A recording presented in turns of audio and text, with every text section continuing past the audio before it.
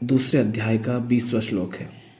इसमें अष्टावक्र कह रहे हैं, राजा जनक कह रहे हैं, शरीरम स्वर्ग नरको बंध मोक्षो भयम तथा कल्पना मात्र मेवेतत किम में कार्यम चिदात्मनः। कि ये जो शरीर है, शरीर स्वर्ग नरक बंधन मुक्ति और भय, यह सब कल्पना मात्र हैं। माने राजा जनक ये जान रहे हैं कि ये सब कल्पना मात्र है और कह रहे हैं कि अब मुझ शुद्ध चेतना मात्र के लिए कौन सा कार्य शेष है।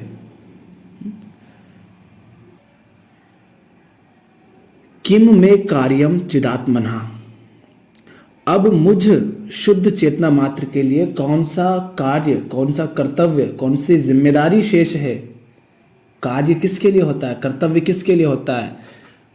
जो बंधन में है, जिसको स्वर्ग जाना है, जिसको नरक से बचना है, जिसको मुक्ति पाना है, जो डरा हुआ है।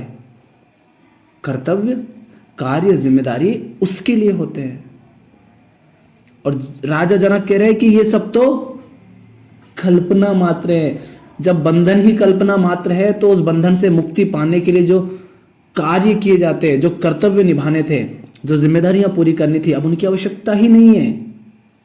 अगर आप ये जान लो कि आपके बंधन, आपका आगे लिखा है मुक्ति और भय आदि, आदि माने ये सिर्फ कुछ नाम लिए हैं, इनके अलावा जो कुछ भी है समस्या, यदि आप उन सबको जान लो कि ये सब कल्पना मात्र हैं, काम क्रोध लोभ ईर्ष्या भय तुलना, मैं अच्छा मैं बुरा, पाप पुण्य बंधन मुक्ति स्वर्ग नरक, ये सब, इनको अगर तुम जान लो कि ये कल्पना मात्र है, तो इन सब से मुक्त होने के लिए या इन सबको पाने के लिए जो कार्य, जो जिम्मेदारी, जो कर्तव्य तुम्हारे ऊपर आ जाता, वो अब नहीं रहता। इसलिए वो कह रहे हैं किम में कार्यम चिदात्मनः।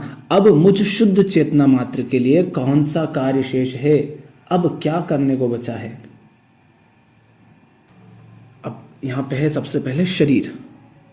तो जो व्यक्ति माने जो भी अपने आप को शरीर मानता है और शरीर से ही आसक्त हो जाता है, शरीर से ही एक हो जाता है और जो शरीर के लिए ही जीता है, तो उसको यह लगता है कि मेरे बहुत सारे कर्तव्य हैं क्योंकि मुझे शरीर की आवश्यकताओं की पूर्ति करनी है। इसका अर्थ यह नहीं है कि शरीर की जो जरूरतें हैं उसके लिए कमाया नहीं जाएगा, उसको खिलाया पिलाया नहीं जाएगा। शरीर है तो शरीर उसके लिए मेहनत करेगा, लेकिन तुम शरीर से चूंकि अलग हो इसलिए शरीर के लिए तुम परेशान नहीं होगे, है ना। शरीर कहता है क्या, शरीर ऐसा कहता है क्या कि अरे मुझे 10 साल का इंतजाम करना है। शरीर को तो जब भूख लगती तब वो खुद कुछ ना कुछ हमें माने क्रियाएं उसमें चलने लग जाती है, दर्द होने लगता है पेट अपने आप कि भूख लगी है। तो शरीर को तो जिस चीज की आवश्यकता होती है, ठंड लगता है तो वो अपने आप इशारा कर देता है, उसको कुछ ऐसा चाहिए, और शरीर मन को इशारा करता है, मन जाकर उस चीज को खोजता है। तो शरीर को जो चाहिए, वो शरीर को भविष्य की परवाह नहीं होती है। भविष्य की परवाह तुम करने लग जाते हो जब तुम शरीर के साथ एक हो जाते हो। नहीं तो शरीर थोड़े ना महल बना करके कोठे भर भर के रखेगा। तो होता क्या है, जब आप शरीर से आसक्त हो जाते हो तब आपके बहुत सारे कर्तव्य कार्य जिम्मेदारियां खड़ी हो जाती हैं शरीर के लिए। अब ये जो मंदिर और इनमें तुम लोगों को देखते हो, इतने सारे लोग पाठ करते हैं ग्रंथों का या किसी भी चीज का, नियमित रूप से दोहराते रहते हैं, माला फेरते रहते हैं, आंख बंद करके बैठे रहते हैं। किसी को स्वर्ग पाना है तो स्वर्ग पाने के लिए उसको लगता है कुछ, एक तो स्वर्ग कल्पना है, कोई आसमान में कुछ नहीं है वैसा जैसे ये सोच रहे हैं, जो है सो है, जो है अभी इसी क्षण में है, ना आगे ना पीछे। तो जिसको लगता है कि नहीं स्वर्ग कहीं आसमान में है और मरने के बाद कोई स्वर्ग जाता है कोई नरक जाता है, तो आज वो सोचेगा कुछ ऐसा करो जिससे स्वर्ग मिल जाए, और कुछ ऐसा ना करूं जिससे कि नरक मिले, तो वो ना करना भी एक जिम्मेदारी हो गई, एक कर्म हो गया। तो वो भी उसका कर्तव्य हो गया कि मुझे ये नहीं करने हैं। और ऐसा कर दिया है तो कुछ बता दिए विधि विधान की ये करो। तो ऐसा कोई जो स्वर्ग और नरक में विश्वास रखता है, ये मान्यताएं रखता है कि ऐसा कुछ होता है और उसके लिए कुछ करना होता है, उसके लिए कर्तव्य खड़े हो जाते हैं। इसी तरह से बंधन और मुक्ति, जो अपने आप को ये मानता है कि मैं बंधन में हूं, वो बंधन से मुक्त होने के लिए कुछ कर्तव्य करेगा, कुछ जिम्मेदारियां उठाएगा। तो कहीं पर स्वर्ग का लालच है कि स्वर्ग में सिर्फ इसीलिए नहीं कि नरक से बच जाएंगे, स्वर्ग में अप्सराएं मिलेगी, भोगने को मिलेगा। देखा नहीं वो कैसे कहते हैं, किसी को हूरें मिलेंगी, किसी को अप्सराएं मिलेंगी। तो कोई स्वर्ग के लोभ में और भोग के लिए कर्तव्य करता है, कोई कर्तव्य करता है नरक से बचने के लिए, नरक के भय से। और आगे है कि मैं ये जो बंधन और मुक्ति, कि बंधन में अगर स्वयं को मानते हो कि मैं बंधन में हूं, तो फिर कर्तव्य जिम्मेदारियां खड़ी हो जाती हैं कि अब मुझे मुक्त होना है। और जो किसी भी तरह का जिसके मन में भय होता है, जैसे किसी को मृत्यु का भय है तो मृत्यु से बचने के लिए वो व्यवस्था करेगा, किसी को भविष्य का भय है तो उसके लिए वो कर्तव्य उसके कुछ खड़े हो जाएंगे। माने जिसे भय से मुक्त होना है, पहले तो भय को सत्य मान लिया जिसने, कल्पना नहीं जाना, और फिर उस भय से मुक्त होने के लिए कर्तव्य खड़े हो जाएंगे। जैसे ही तुमने भय को सत्य माना कि हाँ भय है, तो कर्तव्य खड़े हो जाएंगे। पर जनक क्या कह रहे हैं, मैंने तो इन सबको कल्पना मात्र जान लिया है, तो अब करने को क्या बचा, क्योंकि यही सब तो होता है। इंसान के जीवन में भय है तो भय से उसे मुक्त होना है, बंधन है तो बंधन से मुक्त होना है, स्वर्ग जाना है, यही सब तो वो करता रहता है। सबसे पहले तो कर्तव्य की शुरुआत वहीं से हो जाती है जहां तुमने अपने आप को शरीर मान लिया। अब जैसे ही हमने स्वयं को शरीर माना, तो पहली तो शरीर हूं नहीं लेकिन शरीर मान लिया, तो अब मैं अपने होने के लिए इस शरीर पर निर्भर हूं, ठीक। और शरीर टूटता है, फूटता है, एक तो वही है कि नश्वर है, मिट जाना शाश्वत नहीं है, वो भय खड़ा हो गया। उस भय से मुक्त होने के लिए जिम्मेदारियां खड़ी हो गई। दूसरी बात, जैसे ही स्वयं को शरीर कहा, शरीर अपने आप में बहुत बड़ा बंधन है। इसको खिलाओ, इसको पिलाओ, इसको स्वस्थ रखो, इसको पहनाओ, इसको घर चाहिए, है ना, इसको सुरक्षा चाहिए, कितना कुछ चाहिए। ये हो गया, ये जिम्मेदारियां खड़ी हो गई। जैसे ही शरीर से आसक्त हुए, और चूंकि ना हम शरीर मानते हैं, फिर शरीर के ही संबंधों में मोह क्यों पैदा हो जाता है, क्योंकि हम स्वयं को शरीर मानते हैं और हम ये मान लेते हैं कि ये जो मेरे निकट के लोग हैं ना, जिन्होंने मुझे पैदा किया, यही हैं जो मेरे अपने हैं। भले वो मारते हो, गालियां देते हो, रोज पीटते हो, उन सब के बीच रहकर जीवन नर्क हो गया हो, लेकिन चूंकि उनके साथ पले बड़े हैं, वहां पर पैदा हुए हैं, ये शरीर वहां जन्मा है और हम शरीर से चिपक गए, तो हम मानते हैं कि बस यही मेरे अपने हैं। तो शरीर अगर देह भाव ना हो तो तुम सामने वाले को बाप या माँ या भाई या बहन की तरह नहीं देखोगे, तुम उसको एक व्यक्ति की भांति देखोगे। और जब व्यक्ति की भांति देखते हो, वहां पर ये सारी धारणा नहीं रहती है मेरा भाई है, तुम देखते हो व्यक्ति कैसा है।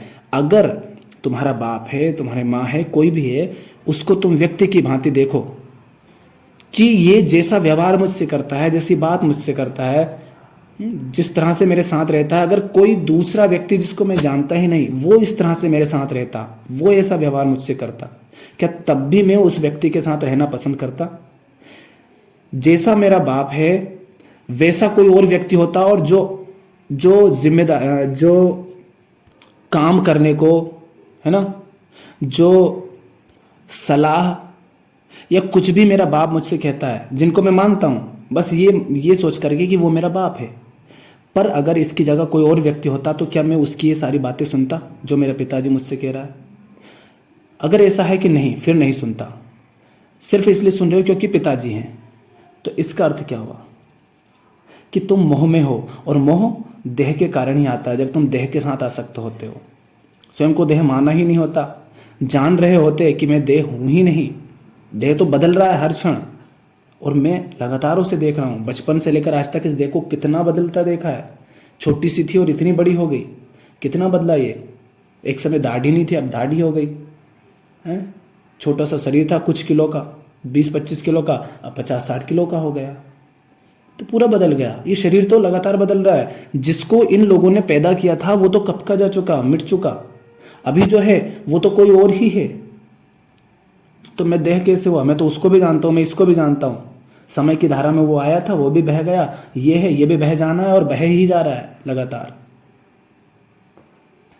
तो जब घर में जो लोग हैं उनको भी व्यक्ति की भांति आप देखते हो और देखते हो कि अगर इनके जैसा कोई दूसरा व्यक्ति मेरे साथ रहे, मेरे साथ व्यवहार करे तो क्या उनके साथ रहूंगा, अगर नहीं तो फिर इनके साथ क्यों रहूं। पर हम रहते हैं सिर्फ मोह के कारण, इस मान्यता के कारण कि हाँ यहां पर जन्म हुआ, इन्होंने जन्म दिया है। हम ये भी नहीं जानते कि जिसको जन्म दिया था वो तो जा चुके, जिन्होंने जन्म दिया था वो भी ये नहीं है, वो भी कोई और थे। थोड़ी बहुत शक्ल मिलती होगी बस उनकी, चूंकि स्मृति है, उनके साथ रहते हो। तो फिर हम वो बंधन नहीं स्वीकारते, पर चूंकि देह से चिपके हुए हैं तो सारे बंधन देह से शुरू होते हैं। बाप बन गए तो बाप के नाम पर कितनी सारी जिम्मेदारियां होती हैं। तुम्हें बच्चों को पालना है, उनका खाना पीना, रहने की, पढ़ाई की व्यवस्था करनी है। माँ हो तो देखो ना समाज में कैसी माँ के नाम पर कितनी व्यवस्थाएं हैं, कितने कर्तव्य जिम्मेदारियां थोप दी हैं उस पर। ऐसे तुम बहन हो तो बहन के नाम पर, पत्नी हो तो पत्नी के नाम पर, जो भी तुम बनोगे शरीर के नाम पर ही बन रहे हो ना, देह मानते हो खुद को। तो उनके सारे कर्तव्य, सारे जिम्मेदारियां तुम्हारे ऊपर आ जाती हैं और फिर खुद को दुखी पाते हो क्योंकि फंस गए हो गलत जगह पर। अब समझ नहीं आ रहा क्या हुआ। फिर उनसे मुक्ति चाहिए, तो मुक्ति की शुरुआत भी वहीं से हुई, क्योंकि तुम जैसे ही शरीर पर निर्भर हुए ही इसलिए क्योंकि तुम स्वयं को अपूर्ण मान रहे हो। और शरीर तो अपूर्ण ही रहता है, कमियां तो उसमें रहती है, कोई ना कोई दिक्कत तो उसको रहती है।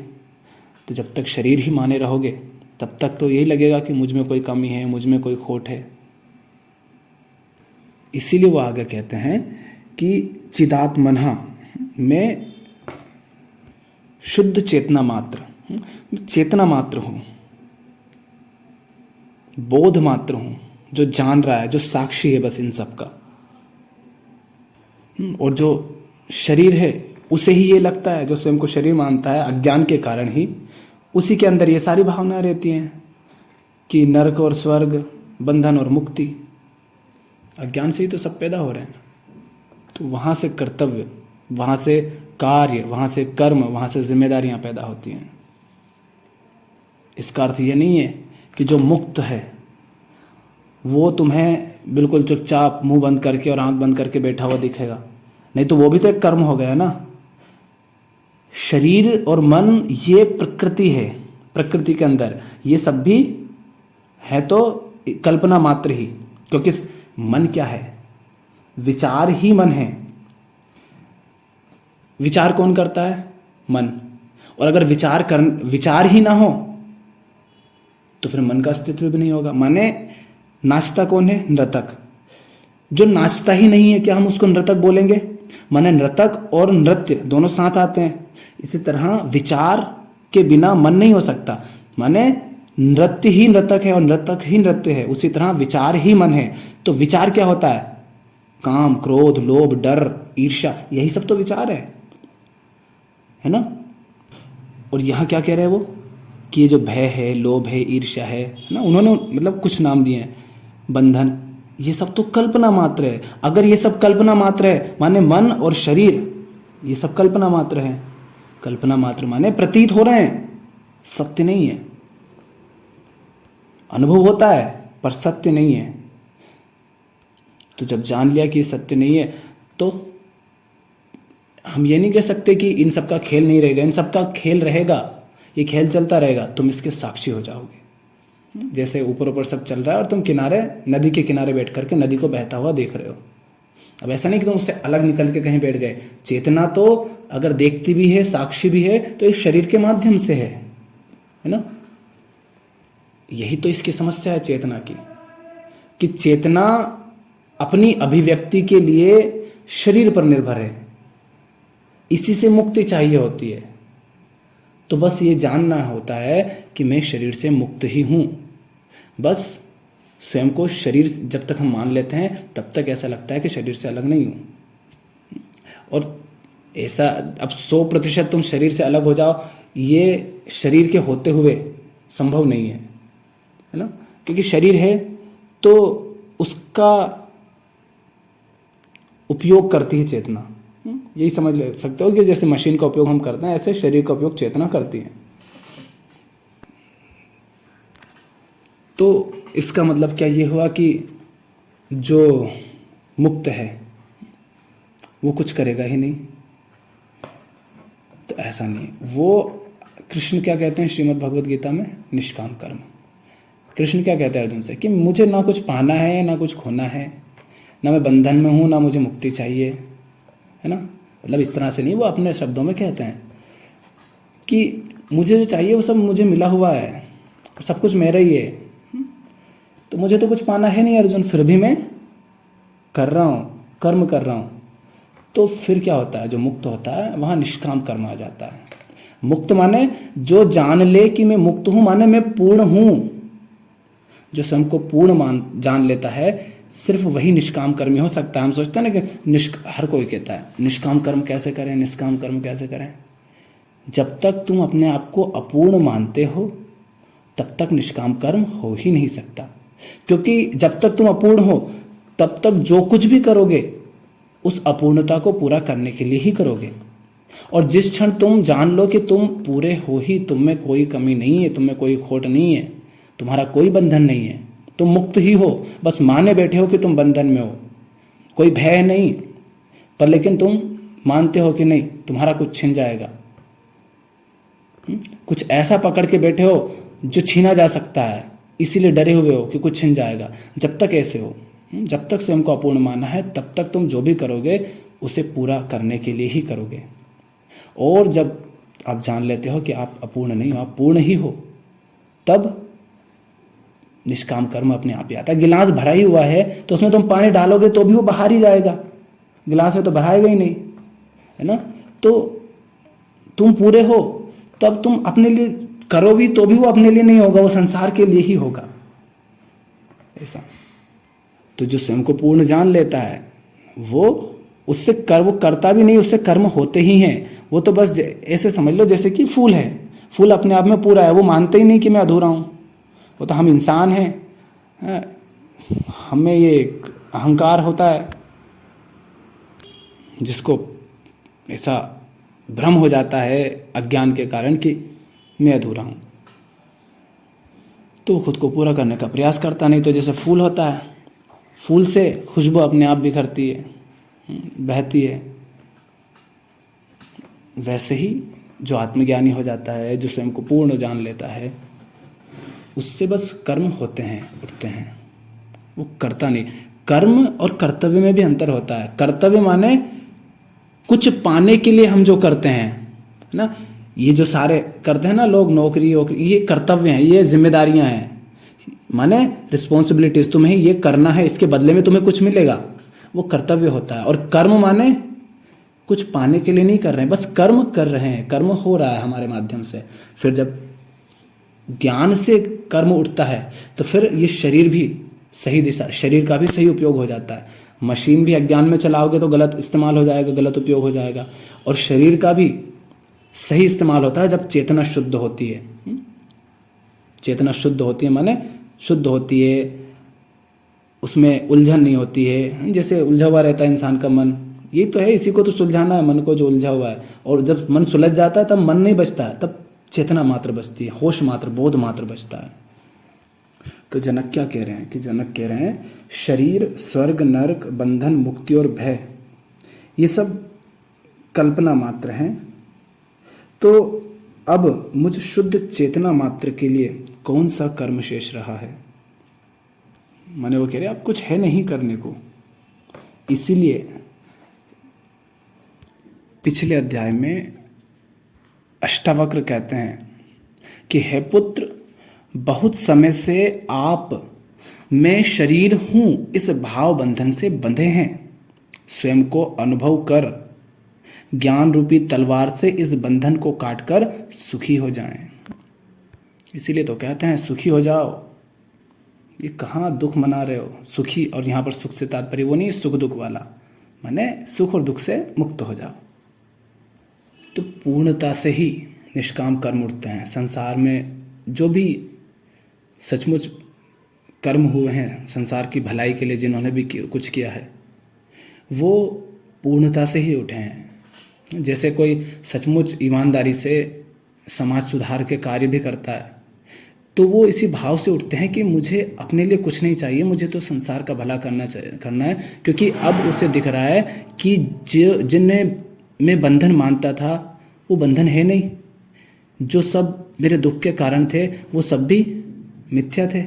पर ये संसार तो नहीं जानता ना, संसार के लोग तो अब भी उसे अज्ञान के कारण सत्य मानते हैं। तो अब इनको कैसे बताऊं? फिर उनको बताने का प्रयास करता है, समझाने का प्रयास करता है, तरीके खोजता है। तो कहाँ से उठे वो कर्म? पूर्णता से। और समाज में बहुत सारे ऐसे भी होते हैं जो अपूर्ण तो होते हैं पर दिखाते हैं कि हम पूर्ण हैं, और भलाई के काम पर निकलते हैं और अपने ही महल खड़े करते जाते हैं। देखा होगा ना कि बड़े बड़े जेट खरीद लेंगे, एरोप्लेन खरीद लेंगे, गुरु बाबा लोग बने बैठे हैं। बात ये नहीं है कि वो खरीद रहे हैं, सचमुच जरूरत है उस काम के लिए तो खरीद लो, कोई दिक्कत नहीं। पर तुम बस दुनिया को दिखा रहे हो, घूम रहे हो, पैसे उड़ा रहे हो। वो पैसा मिला था, किसी ने डोनेशन तुम्हें दिया था कि तुम उससे दुनिया का भला करो, ये जनता दुखी है, परेशान है, उसके लिए कुछ करो। पर तुम अपने ही पता नहीं क्या क्या खड़े कर रहे हो, लग्जरीज महंगी गाड़ियां खरीद रहे हो। तो वो क्या कर रहे हैं? वो दिखा रहे हैं मैं पूर्ण हूं, ताकि चंदा आ जाए लोगों से और उसको भोग सकूं। तो जो अपूर्ण होगा वो कभी निष्काम कर्मी हो नहीं सकता, है ना। और अभी हम जो अभी तक कार्य भी कह रहे थे, वो कर्तव्य के साथ साथ ही कह रहे थे। तो उस कार्य का मतलब भी कर्तव्य, माने कुछ पाने की खातिर जो कार्य किया जाता है वो कर्तव्य है। तो हम क्या कह रहे हैं कि क्या वो मुक्त है ना, उसका कोई बंधन नहीं है, तो क्या वो कुछ नहीं करेगा? वो करेगा, लेकिन कुछ पाने की खातिर नहीं। इसको ही कर्म बोलते हैं। जो जिम्मेदारियां होती हैं उनको कर्म कहते ही नहीं, उनको जिम्मेदारी बोलते हैं, उनको कर्तव्य बोलते हैं। कर्म सिर्फ एक ही होता है, निष्काम कर्म। बाकी सब तो कर्तव्य होते हैं, जिम्मेदारियां होती हैं। परिवार है भैया, जिम्मेदारी तो निभानी पड़ेगी। हाँ तो निभाओ, क्योंकि तुम परिवार वाले हो। इसीलिए देखा है, जो व्यक्ति युद्ध भी लड़ते हैं कुछ कामना से, वो अपनी पूरी ताकत नहीं लगा पाते, पूरा सब कुछ नहीं झोंक पाते उस युद्ध में। क्यों? क्योंकि वो स्वयं को अपूर्ण मानते हैं और स्वयं को बचा के भी रखना उनको, है ना। इसलिए वो निष्काम कर्म नहीं हो पाते। इसीलिए तो कृष्ण कह रहे हैं तुम पूरे ही झोंक दो अपने आप को, क्योंकि तुम्हें अपने लिए तो कुछ पाना ही नहीं है। फिर पूरी ताकत लगती है ना, तो वो व्यक्ति जीत भी जाता है। इसलिए कोई हारता भी है ना, इसका मतलब ये नहीं है कि जो जीतता है वो निष्काम कर्मी ही है। अब दो ही है, अपूर्ण है, उनमें से जो ज्यादा ताकतवर होगा वो जीत जाएगा। और एक बात और कि जो कर्म निष्कामता से उठते हैं, वो ऐसा नहीं होगा कि पहले से ही पता है कि क्या करना है क्या नहीं करना है। वो तो तत्क्षण उठते हैं। इसीलिए तो दुनिया भर में जो लोग हैं वो योजनाएं बनाते हैं। अच्छा, यहां तक पहुंचना है, इसको कैसे करूं? क्योंकि उसे कुछ पाना है। पर इसका अर्थ ये नहीं कि जो निष्काम कर्मी है वो योजना नहीं बनाएगा। योजना वो भी बनाएगा, पर एक डरा हुआ रहेगा, कहीं हार ना जाऊं, कहीं ऐसा ना हो जो पाना चाहता हूं ना मिले, कहीं ऐसा ना हो जो है वो भी छिन जाए। और निष्काम कर्मी इसलिए योजना बनाएगा ताकि जो कर रहा हूं वो हो जाए, बस। इसलिए नहीं कि मुझे कुछ मिलेगा, क्योंकि निष्काम कर्म में ना तो कुछ पाने का लालच होता है, ना कुछ खोने का भय होता है। और वो इसीलिए नहीं होता है क्योंकि वो पूर्णता से उठ रहे हैं वो कर्म। और पूर्णता कब आती है?